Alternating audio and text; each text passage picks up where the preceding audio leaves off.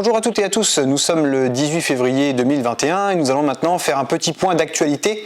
en ce qui concerne les mesures gouvernementales prises en matière d'activité partielle, puisqu'en effet, une ordonnance et deux décrets du 10 février 2021 sont venus apporter quelques modifications et les questions-réponses activité partielle et activité partielle de longue durée ont été modifiées en conséquence. Alors dans un premier temps, une ordonnance du 10 février 2021 est venue prolonger jusqu'au 1er août 2021 les possibilités pour les médecins du travail,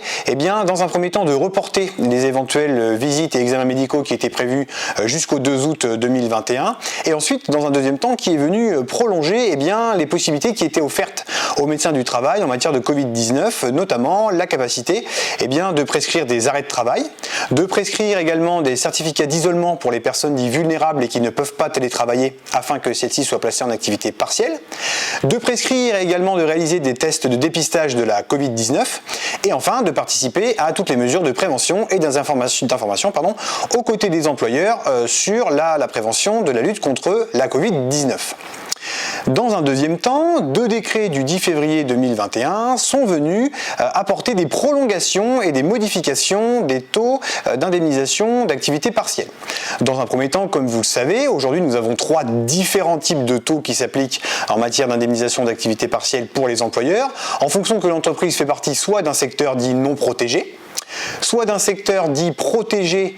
par les annexes 1 et 2 du décret du 29 juin 2020, ou encore des secteurs extrêmement protégés, à savoir les secteurs qui sont fermés, ou encore les secteurs qui font partie des zones de chalandage des stations de ski, ou aujourd'hui les entreprises fermées parce qu'elles sont dans des centres commerciaux de plus de 20 000 m², etc. etc.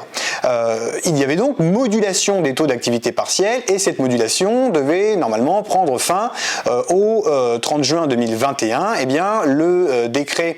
du 10 février 2021 vient prolonger pour le gouvernement la capacité de faire de la modulation des taux d'activité partielle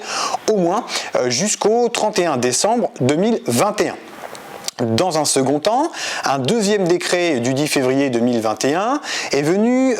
apporter la possibilité pour les entreprises des secteurs protégés, donc des annexes 1 et 2 du décret du 29 juin 2020 et qui subissent une très forte diminution de leur chiffre d'affaires, de bénéficier de conditions d'activité partielle en matière d'indemnisation plus avantageuses que ce qui était initialement prévu dans le calendrier. Puisque, comme vous le savez, initialement, il devait y avoir pour ces secteurs-là une bascule au 1er avril des taux d'indemnisation de l'activité partielle de droit commun avec une forte baisse de la prise en charge de l'État. Pour ces secteurs-là qui bénéficient qui subissent une forte baisse de leur chiffre d'affaires, alors le taux n'est pas encore précisé, mais vraisemblablement on s'oriente vers 80%, elles pourront bénéficier d'une indemnisation plus favorable. Alors cette forte diminution du chiffre d'affaires sera appréciée mois par mois entre l'année 2021 et au choix pour l'employeur l'année 2019 ou l'année 2020. Alors pour résumer très précisément les différents taux